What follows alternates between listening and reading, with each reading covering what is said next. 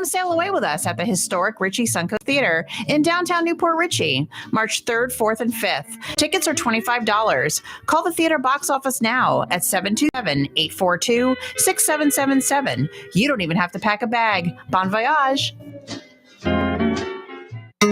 This is the TAN Talk Radio Network.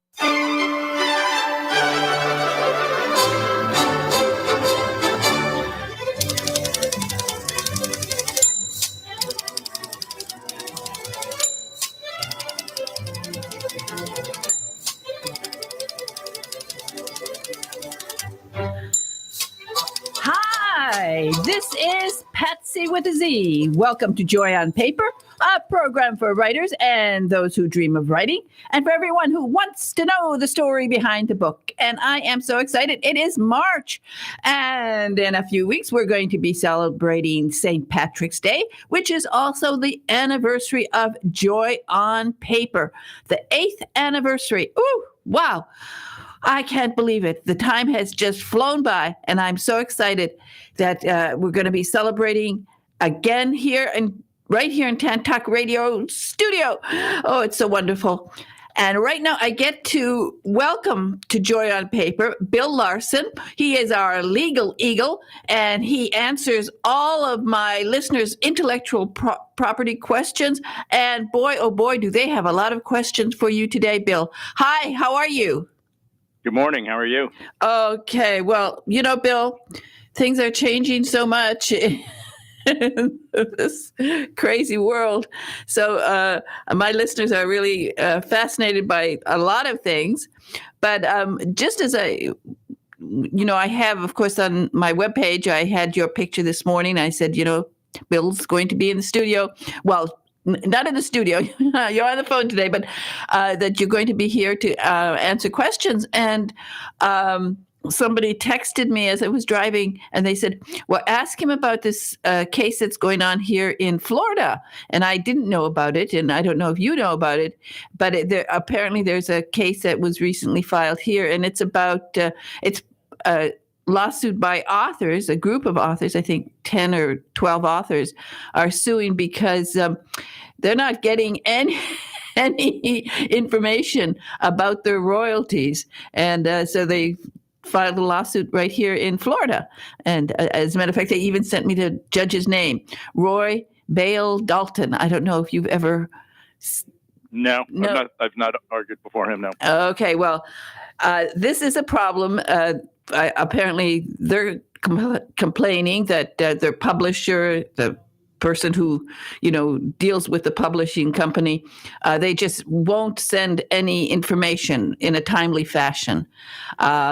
And so, they don't know if they have royalties coming. They don't know if royalties have been paid. And it's just sort of a hassle to get straight answers. But that should be taken care of in a contract, right? Yes, there should be a contract for royalties. Now, it's interesting that there's multiple plaintiffs and one defendant. It's probably because a single attorney agreed to represent them all at the same time to save on resources, costs and expenses of litigation. Yes. And then they'll find out the court will force the publisher or whoever they have a contract with to produce all of the financial records and to see if the royalties have been properly paid, or if they haven't been paid, where'd the money go? Well, it looks like they did get together with some national writing group to file the lawsuit, against predatory publishers. So, yeah, it's not easy. And when you're an individual, you have even a more difficult time getting answers sometimes. Yeah, it's all about how much money you have. So litigation is super expensive, but if you have the money, of course, like some of the really big wealthy authors do, they can file their own very expensive attorneys. But for the rest of us, it's financially not viable to file these types of lawsuits. It's just too expensive. And it's funny. I mean, some of the publishers that I know people have complained about, they're big publishers. So you would think if you're with a major publisher that this wouldn't be a problem. They have accounting records. I mean, they keep good records. They count every book sold. They do. So they'll have those records, and then they'll have to answer maybe the minimums weren't met and the royalties weren't paid, or they'll have an excuse for why the royalties weren't paid or they're not due. But that all comes out in what we call the discovery process of the litigation, where there's a back and forth between the plaintiffs and defendants, and they exchange information and documents, and then you have accountants and experts and stuff go over all the documents to see where the money went. Well, authors have so many things to struggle with. They really do. It's one thing after another. There are so many scams going on out there where authors are just inundated with schemes, how to get their books published somewhere else, how to get them translated, how to get them made into a film. So they're constantly being harassed. And it's a difficult thing to navigate. A writer really has to be involved in so much. I would think that Tolstoy must have been a happy man compared to most writers, because all he had to deal with was his wife. And that's it. She did everything. She wrote it for him after he, got the initial one done, but she always put it in the final form. So he didn't have to deal with all of this.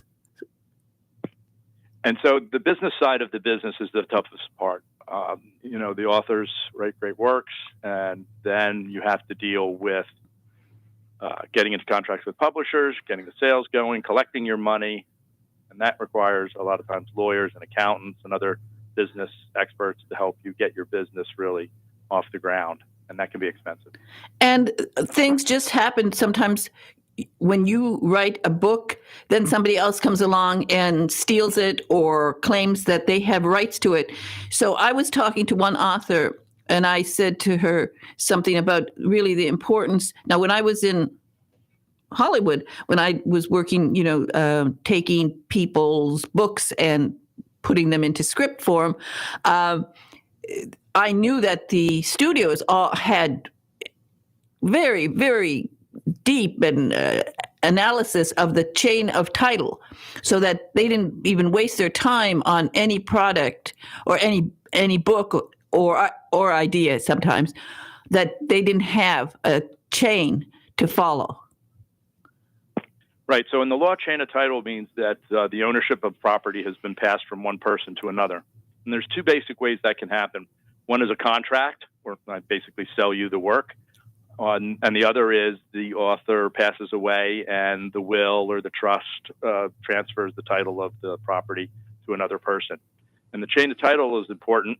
For example, if you were buying a house, you would hire a title company, and they would do a search to make sure that there's clean title, right? Clean chain of title. A lot of times you'll find out you're going to buy a house and there's a lien where somebody else had owned the house and didn't sign off at some point or another.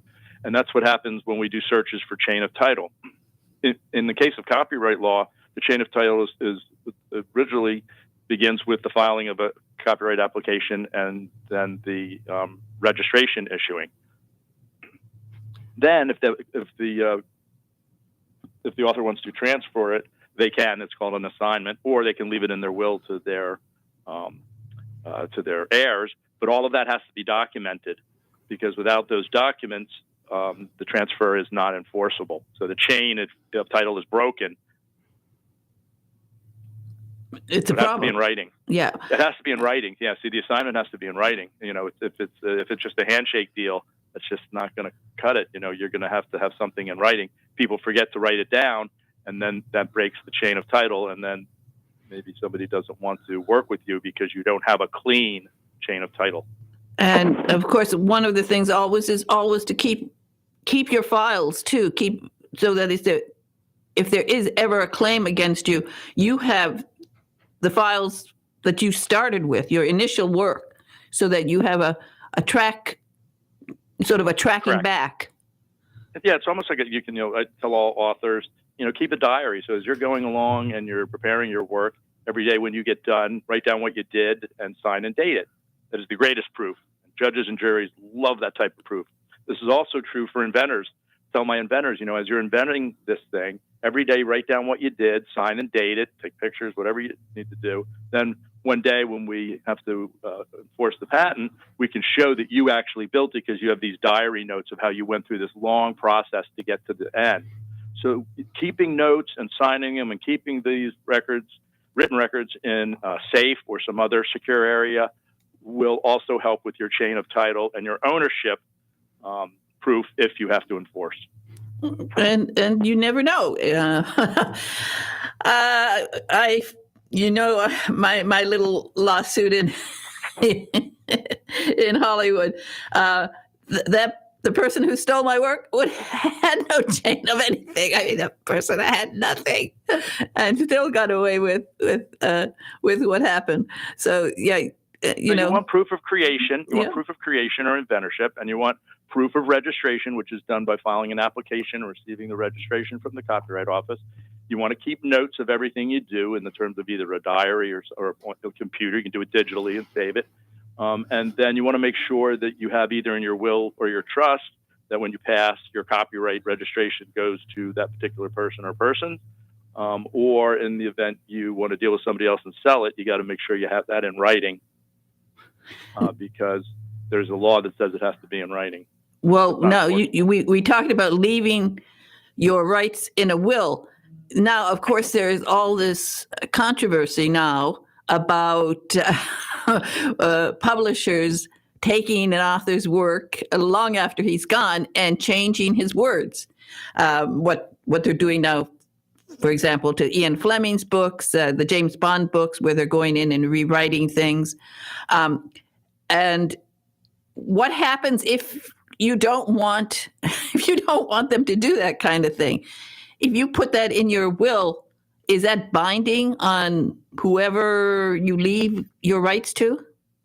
Yes. So whoever receives your rights through your either a trust, if you put your copyright in a trust, or if you say that it'll be devised in a will when you pass, then that other person gets the whole bundle of rights, including the right to bring a lawsuit for what you're describing is derivative work.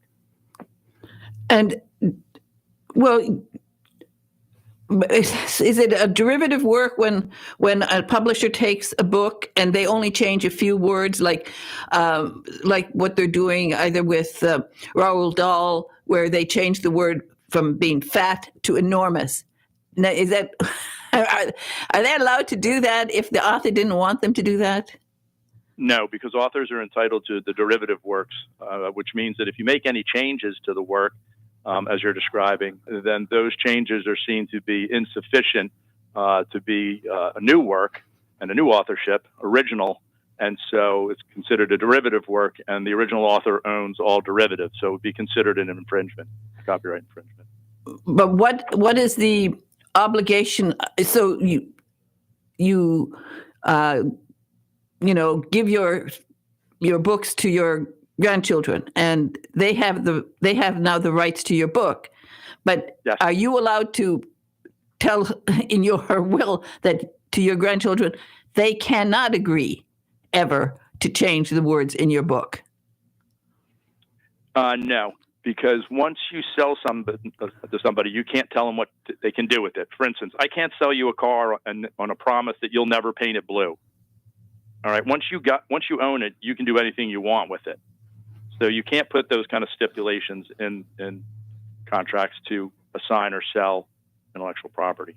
So that's that. There won't be a lot of authors coming. Once somebody owns it, they own it. You can't once you've sold it and you've gotten your money and they own that. You can't tell them what to do with it. Well, I think there's going to be some authors who are going to be unhappy with that, because they don't want their words changed. Yeah, that's the law. So if you don't want them to change the words, then don't give it to them. Whoa, it's complicated. And now, of course, on top of everything else, authors are faced with AI. And what is going to happen to books that are written by AI? Yeah, it's a real question, and Congress is struggling with that right now because there's a real question of whether AI can be an author as described under the law. There's been a series of cases where people tried to get copyrights, like for elephants when they did paintings, and a monkey that took a picture, and the court said, no, you got to be a human being to get a copyright. So can a computer create something and then it's copyrightable? I don't think it's really been addressed yet, and that's something that the courts and the Congress are going to have to deal with. Well, what do you think? Well, I think the law says that you have to be a human being, so I'm not sure that AI, just based on the algorithms it uses, can qualify in and of itself as a copyright author, and that the work is original to the computer because it had to be programmed by somebody else. That's where I think the law will go. I hope so. It's going to be complicated because by law, do they have to? I understand, and I have not researched it, but I understand that Amazon is already putting books up that are written by AI. I'm sure they are. AI is moving very quickly. It's been all over the news, so I would not be surprised that the AI is 10 times further developed than any of us even understand. And do they have to tell you? I mean, do they put a pseudonym, I guess a pseudonym, a pen name for an AI book if they put a name on it? And that's the question. Yeah, that's the question because, when you type something into a computer, the author's not the computer. It's you, the person that's doing the typing. So in order for the AI to be copyrightable, you would think that there would have to be a person involved. I mean, otherwise, is the AI computer going to call me on the phone and say, hey, can you copyright this for me? There has to be a human being to sign, right? It's going to be a digital signature. So it's a real head scratcher. Because it is, because, I mean, it seems to me there'd have to be a warning on the book cover, like, this is written by AI. This is not a real person.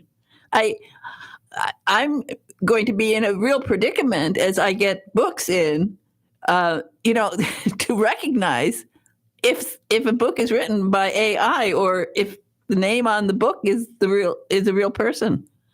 Yeah, so an individual could go push in a few buttons and then crank out a novel. The AI does it all, and then claim ownership as copyright. It's going to be a real problem to deal with in the future. Well, I understand that in Hollywood they are actually having AI write, and this is again, I think terrible. Well, of course, so much of the writing in Hollywood is terrible, so I'm not sure if it's going to be worse. But they'll tell AI, they'll say, I want a scene with a character who does this or this. And the AI is writing the scene. Right. So traditionally, if it was two human beings and I told you to write the scene, you would be the copyright holder because you're the one that actually created the scene. The fact that I gave you the ideas does not make me a copyright holder. So that raises the question, if I give the idea to the computer, how can the computer be the copyright holder? And if the computer is a copyright holder, how does the computer bring a lawsuit for infringement? I think you're going to have some interesting cases in the future, huh? I got a headache already. Just talking about it. Well, maybe what you'll have to do is start writing your own novels. Then we'll know that they're not AI. One of the really interesting cases right now that everybody might look for is the Jack Daniels case, which is going to the Supreme Court over the issue of parody, which we've talked to many times on this show. And parody is a form of free speech.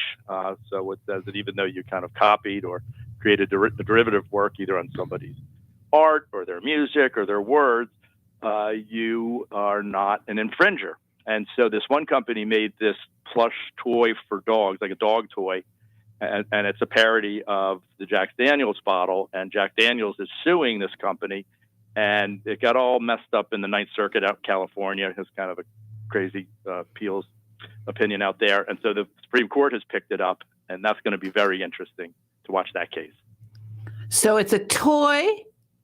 It's a dog toy, yeah. It's like, the thing you throw for your dog to play with. And it's kind of a cute parody. I mean, it is a parody, but then the question becomes, when is it no longer a parody, but actually an infringement for the purpose of commercialization, making a lot of money? I'm surprised the Supreme Court picked it up because the law of parody is pretty well set. I think they want to send shot across the bow to the Ninth Circuit, is what I suspect. Well, I guess Jack Daniels doesn't want dogs chewing up their bottles. Yeah, they say it dilutes the distinctiveness of their bottle. I mean, everybody knows, even if you don't drink, when somebody puts a bottle of Jack Daniels down on the table, you know that. I mean, you're like, that's Jack Daniels. And so if anybody wants to check it out, just go on Google and type in Jack Daniels parody lawsuit, and you'll get all the information. So, of course, I'm very interested to see how the justices rule on this case. Oh, that'll be an interesting case to listen to. Yeah. Because we can as an attorney, I'm betting on Jack Daniels. Yeah, I think so. It seems based on what I've seen. Yeah, I don't think it's right to chew up a Jack Daniels. If you want Jack Daniels, it's a gray area, but it's too close to the line. So I think that Jack Daniels is going to prevail, just because, although it is a parody, it really falls more on the commercialization side rather than pure parody. Remember, we talked about the books and the Cat in the Hat and some of that stuff that was parodied. Those were clearly to make a point, and that's why it's free speech when you use parody. Two Live Crew, remember, in the Pretty Woman case with the Supreme Court. Those were clear parodies because they were trying to strike a point. But in this case, it looks like they just made a toy. So I'm skeptical that they'll prevail, but one never knows. It will be an interesting case to listen to. Definitely. Because we still have to listen to cases, which I think is good. I don't like the idea of cameras in the Supreme Court.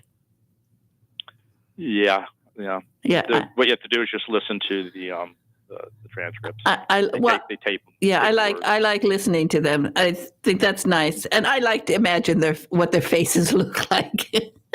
Yeah, they're going through a bunch of really great cases right now. For instance, the other one is the student loan forgiveness. It looks like that one's going down in flames. The executive exceeded their authority to discharge all of those student loans. That one's on the chopping block. Yeah. A lot of great cases going through the Supreme Court right now, and this parody case is one particularly interesting to me since it's an intellectual property case. Well, Tuesday, I had on the program, I had two great authors, both of them lawyers.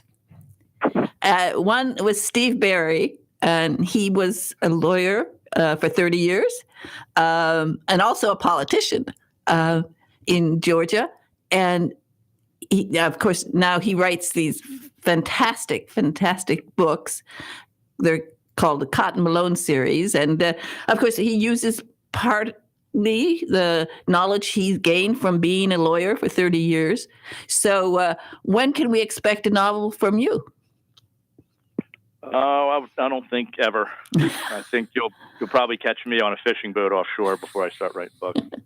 Well, you never know, because that's one of the things. I have had so many authors who are lawyers, and it does give you it's a good training ground for solid writing. And then if you have a little imagination, you throw that in, and next thing you know, Hemingway wrote on his boat. That's right. Took a typewriter with him. Exactly. For some of his best novels when he was down there in Key West, patrolling for Marlin. Yeah. So, you can get one of those nice non-electric typewriters and sit there and type because I know you do like to be out there on your boat. And we're so lucky the weather is good again. Yes. Well, again, Bill, thank you so much for joining me today on Joy on Paper. Pleasure. And I just want to tell everyone that they can contact you at Larson & Larson. And I think a few authors that I know are going to be contacting you soon, because now that the pandemic is over and people are actually, able to think about going out, I think that, and they're trying to find new ways to reach an audience. So again, thank you, Bill Larson of Larson & Larson. You have 3 offices now. My goodness gracious, you've expanded since you started here on Joy on Paper. Yeah, through the center of Florida. So here in Largo, Clearwater, Tampa, and Orlando. That's fantastic. Anyway, again, thank you so much for being on Joy on Paper today, Bill. Thanks. Bye-bye. Bye-bye. Okay, that was great. We're going to do a book buzz from Devon Miller, and then some commercials, and then I'm got a real treat. I've got Liz Malone. She is a publicist, and she's going to be talking about, well, the authors she represents and maybe a little bit of her work. Okay.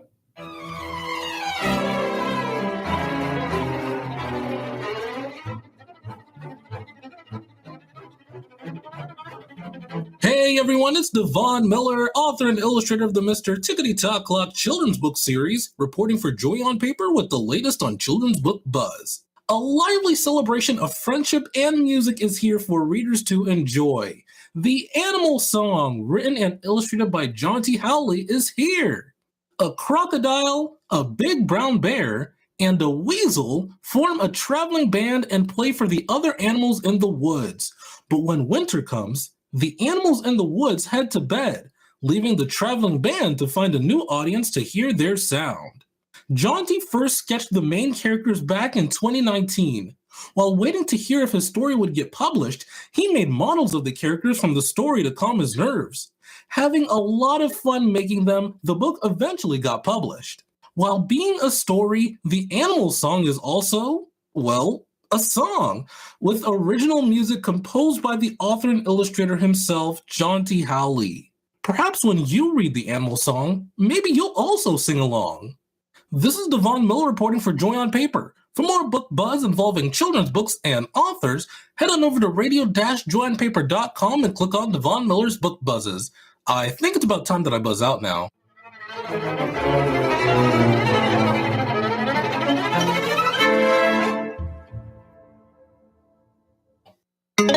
This is the Tan Talk Radio Network. Are you ready to eliminate your home energy bill? Well, get ready to harness the sun. Go EHS, Effective Solar Solutions by Efficient Home Services. With no upfront costs, you can save money on your utility bill and even eliminate your electric bill altogether with EHS Solar. Call EHS, the #1 solar installer nationwide. We know how to customize your home. EHS handles every project in-house with no subcontractors. Remember, no upfront costs, tax breaks, and the best company in the business, Efficient Home Services. Schedule an appointment today at 727-353-3757. Visit our website and download your free buyer's guide to going solar at www.goehs.com. Go solar, go savings, go EHS. Call 727-353-3757 today to talk to our experts.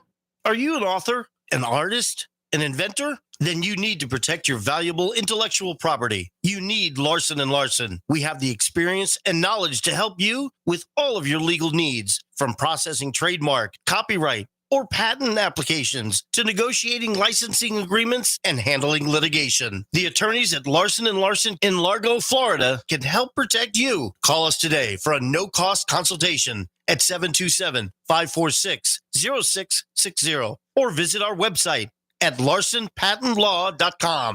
Do you dread being called on to speak at meetings or family functions? Have you envied those who can sway an audience with well-chosen words? Do you know that people who speak well earn more money, earn more rewarding careers? Gain the confidence to master any speaking situation. Toastmasters will allow you to find your voice. Go to toastmasters.org to locate the club nearest you. This is the Tan Talk Radio Network.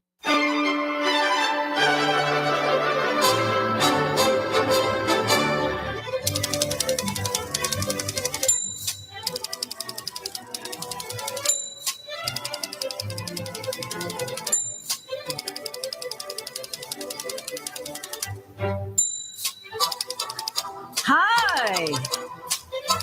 This is Patsy with a Z, and I am back, and I am so happy to welcome to Joy on Paper, Liz Malone, because she is a publicist, and she needs publicity, and she wants to give some of her authors publicity. Hi, Liz. Hi, Patsy. How are you? Okay. Well, it's so nice to have you on the program because it's funny. Last week when Jerome Preisler was on and he gave you a shout out, which is funny because as I mentioned to him and I think later on to you, very, very seldom, as a matter of fact, I think the first one, that an author actually shouts out to his publicist. So I thought, well, that is so cool. First of all, it shows what a wonderful guy Jerome is. He is so fantastic. And I thought it was so cute the way that he wanted, at the end of the program, he asked permission to say something. He's just adorable. Ever since I met him at BoucherCon in Dallas, I thought he was so adorable, and I just love. I love how he talks, and I love his books, of course. And so he gave you a shout out. So no, I had this opportunity to invite you here for a little while so we could talk. So Liz, how are you doing? I'm doing great, and there's just so much happening in my sphere right now with my authors. And I will first tell you, Patsy, it is very unfamiliar territory for a publicist to be coming out into the forefront, because we are so equipped to being behind the curtain and operating in that fashion. But I would never pass up an opportunity to talk about my incredible writers that I work with. Well, that's what I figured. I mean, that's what you're here for. And that's your mission in life, to get out there and promote these authors. And you have some fantastic ones in addition to Jerome. Yeah, so in addition to Jerome, and you know that his book, Net Force Moving Target, is available now everywhere books are sold. But I would love to talk about Stephen Hartove. And he is certainly a familiar name for you. And his current release is The Last of the Seven, which is a World War II thriller. And it is a very touching story, emotional story, aside from just being another example of his literary masterfulness. But it really talks about the little-known X-Troop, and it is a story inspired by that. And aside from Stephen's amazing writing, I would love to just tell a story, if you don't mind, that Stephen is responsible for getting me into the PR world in books. And you just never know where life will take you. And sometimes these chance meetings can really redirect your life in ways you would never imagine. And so I always credit Stephen as being the seed for Liz Malone LLC. Well, that's so wonderful, because, of course, as you know, I love his books. He writes the kind of books I love. As he says, he doesn't write war stories. He writes stories about people who are in places where there is a war, and that's he makes them come. His books make the stories come alive. And I'm going to have him on the program, and we're going to be talking about his book, The Soul of a Thief, which is a fantastic book. Mm-hmm. Yes. And, you know, one thing that people don't know about these authors sometimes, because you become very familiar with their work, is that they are just amazing human beings. It takes a really imaginative and interesting person to create these stories that it's a real craft. And I think that both Jerome and Stephen are wonderful examples of how it takes a very imaginative person and a very skilled writer to bring such amazing stories to life. Now, as you said, you have some other authors, and at least two of them I know are going to be coming up on Joy on Paper. So I do have a couple interesting authors that I would love to just mention. So one of my newer authors that I'm working with, his name is Matt Scott, and he has a book coming out. It's actually just in a few weeks, which is time just goes by too fast. It's so March 21st.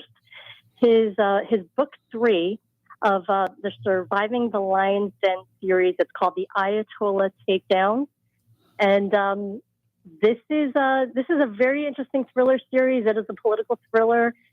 He was inspired to write this because he, in his studies, really became fascinated with Iran and wanted to write something that was sort of in the vein of the Da Vinci Code and have it really bring some of the aspects of Iran and politics to a new level.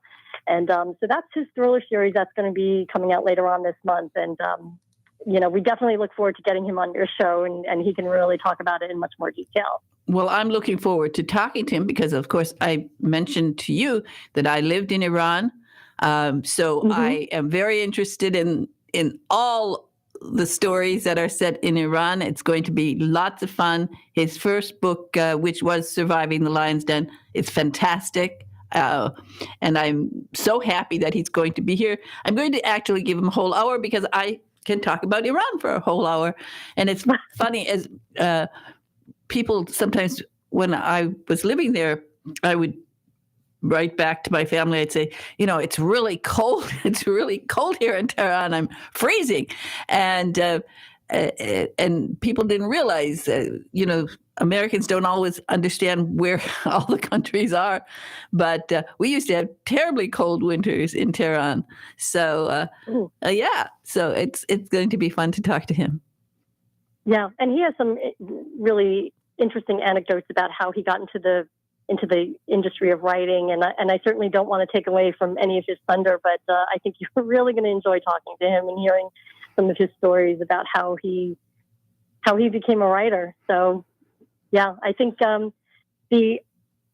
think what's very interesting about the thriller genre is that I have learned so much about books and genres as I've become more and more immersed in doing this work, is that how fragmented and how the genre has really expanded. And it's just the only thing that's kind of holding it back is just imagination. And it's just so vast. And each and every day especially in the writing community on Twitter, I'm just amazed by all of these new adventures and stories that people are coming up with. Well, Matt is definitely my kind of writer, and his books are fantastic. So I'm looking forward to talking to him. And then I think you have a few others that you want me to talk to. So I have Miranda Armstead. She has a book that is out right now. It's an independently published book. It's called Cut Back to Life. And it's a romance suspense genre book. What's interesting about her writing of this book is that she writes a romance story that has characters that are not in their 20s and 30s, but in their late 50s and 60s. And so it's really a boomer love story. And you don't really hear about stories like of that because they you seem to think that when you're become a senior citizen that you don't have relationships anymore and you don't have romantic feelings anymore, and which obviously is not the case. So it's really great that she touched upon a love story that hit that demographic. And so she's currently working on a historical fiction 2-part series, which is very exciting. I certainly can't give too much away about it, but she's really got some amazing things that she's probably going to have published by the end of the year. And then I have Melody Kelly, and she is a former elementary school teacher, and she has a book that she's written called Teaching from the Heart. And it is very much a love story, a love letter to the profession that she really embraced with all of her heart. And what she really focuses on in her book is the importance of relationship in the teaching process. And it is a book that is really geared for people who are thinking about being in the education field, for parents to understand that parent-teacher and the teacher-student relationship. And she's currently working on a second edition of her children's series, which features a main character named Lulu, who gets in all of these little mysterious adventures. And I think of it as like your first cozy mystery for children. Well, it sounds fascinating, and I'm looking forward to talking to her. And again, it's just so wonderful that you have really gotten such praise from the authors that you're working with. I think that's a remarkable sign. And as I said, it doesn't happen very often that an author will even mention their agent, let alone their publicist. I do remember now some authors will mention their editor. Mary Higgins Clark would always come on and talk about Michael Korda, who was her editor and very good friend, when she started in the business, and she would always talk about him. But I think it's just wonderful, and so I'm glad that I was able to give you some time today to come on and tell people how they can connect with you. Yeah, no, and I appreciate that. And if anybody wants to learn more, they can visit me on my website, and it's just lissmalone.com. It's LISMALONE.com. And would love to hear from you. Yeah, that's good that you spelt it, because LIS is not the usual name, which is a good reason to put it, because then when people search, they can find it. So LIS and Liz Malone, thank you so much for being on Joy on Paper today. I think you're a joy, and I look forward to talking to you and to your clients. It's always fun to hear that word, isn't it? I have clients. It's a wonderful thing to have. So, and I'm sure it's going to be an expanding list of clients, and we're going to help you get that. Okay? Oh, thank you, Patsy, as always. And we love what you do with the show. Okay. Thank you. Bye-bye now, Liz. Bye. Take care. Bye-bye. Okay. Oh, isn't that sweet? I thought that was so sweet of Jerome Preissler to just to compliment her, because it doesn't happen. And that always reminds me, of course, of just thinking of Mary Higgins Clark. She was so wonderful, and she was so wonderful to me. And I think I was one of the few people that she actually had her personal. I do have a few authors, very famous authors. I have their personal cell numbers, but of course, Mary Higgins called me because she had forgotten she was on the air and was telling me stuff she didn't want to tell the world. So it was fun when she called me and said, "Can you not put that on?" She was absolutely delightful, a very, very wonderful woman. And I want to just mention, Devon Miller did this book buzz for The Animal Song, which is written by Jonty Howley. And I'm going to invite Jonty onto the program so that we can actually hear his music that inspired this book. And the book is called The Animal Song. It's an absolutely adorable picture book for children. It's just cute. The drawings are cute. The story is cute. And Jonty Howell is just somebody who celebrates love and friendship and music.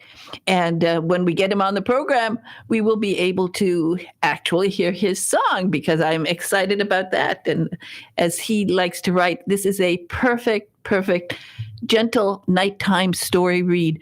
And I do want, again, as I always do whenever I talk about children's books, to remind you that if you don't have a child in your life, please get this book. Just go online, order it, and send it to a children's hospital near you, or to St. Jude's, or, any really hospital where you think that there are kids and they will love this book. They will just go crazy for it. It's a delightful book, and children in hospitals need books. And that's something that Devon Miller learned, because when he was a child, he spent a lot of time in a hospital. And I, again, want to thank Devon so much for joining me here on Joy on Paper to do these book buzzes for children. And now I have been turning his book buzzes into little videos, which are on my Facebook page, which is Radio Joy on Paper. You can go there. I've already done 2 of them. And it's just a way to remind you to get these books for your children. If you have... For me, I started reading because my mother read to us every single night. Our entire childhood was spent well, we would spend sitting there on her lap and then eventually crawling into bed. But we would sit there and she would read to us night after night after night. And that's how I learned how to read. I learned how to read by the time I was 2, simply because I'd run my finger over the words that she was reading. And reading for children is so important. And I want to, again, Devon Miller is such an amazing young man. He's still in school, but he has big plans for the future. He writes a series of children's book himself, Mr. Tickety Tock Clock books, and they're all delightful. One of my favorite is The Magic Library. So you can go to Amazon and order his books and also send them to a hospital because they're delightful books. I think there's 5 books in the series now, and it's about, and I love this because I thought about it and I thought about it. Why, oh, why? When I was in school, I did spend a lot of time looking at the clock. And I never thought, and I was never clever enough to write a book about the clock turning into Mr. Tickety Tock Clock, which is what Devon did. I looked at that clock and I don't know. I think one time, and this is disgusting. I hate to say this because it's something I thought was horrible at the time. But there was a boy in our class who did those, what do you call those, spitballs. And I know he did a spitball at the clock. And at the time, I thought it was gross, but in retrospect, because I was always looking at the clock, because for me, the classes were boring. I had already read the books. I read the books for the entire semester every year. I would get the books just before school started. And by the first day of school, I'd already read all the books. What could I do? I had to sit there looking at the clock. And now I look back and I think, oh, Mr. Tickety Tock Clock. Oh, why didn't I think of that? But Devon did, and he's written the series, and I think he's going to turn it into something. And one day I hope to see a cartoon called Mr. Tickety Tock Clock. Cartoons, they would be fun because Devon Miller has a lot of love in his heart and a lot of joy in his heart. And when he came in here, the first time he came in here to promote his book, he had been speaking for maybe 5 minutes, and I said to myself, oh my goodness, I need Devon Miller in my life because he's so full of joy, so full of love. And I just want to, again, really, I want to give a shout out to his parents because his parents have raised an absolutely amazing young man, and he is so delightful. And so, we've been doing this now for over 2 years. He's been doing these wonderful book buzzes, and do check periodically on my Facebook page, and you'll see I'm going to now turn them all into little mini stories so that you can learn about wonderful, wonderful recommendations. And he's got a great eye. He understands children's books, and he knows what kids will like. So you can really find some wonderful books when you go to my website. Now, one of the things my second guest today was supposed to be Alicia Fernandez Miranda. And I was so happy that Liz Malone stepped in today to help me and to talk about her authors. But I wanted to talk to Alicia today, and I will get her. She's somewhere in transit. Again, another one of these weather problems. I don't know. She was on her way from Scotland to Scotland. I don't know where she's going, but it is absolutely a delightful book. It's called My What If Year, and it's by Alicia Fernandez Miranda. Now, I don't know when I'll get her to come back to, so that she'll come on the program. But what I love about this book is she took a year from a very important job as a CEO. She decided to take a year off and try the jobs that she had dreamt about trying when she was young. And she didn't do it. She went instead into business and worked her way up the ladder and became a CEO. And then one day she thought, well, what if I had done this? And so she went ahead and she just brave enough and successful enough. She had enough money. She could do it. She could take that year, and her husband said, okay. And her twin said, okay, Mama, I guess if you want to do this and you want to get some jobs, to see what it would have been like if you had taking those jobs. Now, she writes a very funny book. She's turned it into a real comedy. It's really delightful. She became a gopher for a Broadway productions. So there she is working backstage in Broadway. And all of these jobs, she had to talk her way into it because she's no spring chicken. So she was taking intern jobs wherever she could get an intern job. And usually they don't give them to people over, 20 actually. So she had to just chat her way in and get these jobs. And she had lots of fun, learned lots of things, and turned it into a book, including one of her jobs was working in a very posh hotel in Scotland, which is interesting because, I love Scotland. And it's funny.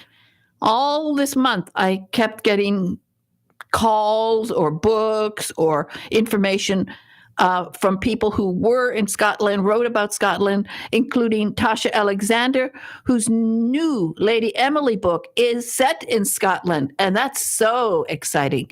So I'm looking forward to that. But the name of this book is My What If Year. Go ahead and get it. It's very funny. And we need some funny books because I don't think I could write this book.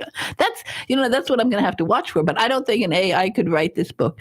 One of the things she actually, she's working in the restaurant and she catches her shirt on fire in the restaurant, which can happen, if you're carrying a shish kebab, you never know. So it's a really funny book, and I really I think it's delightful, and it's an idea for all of you.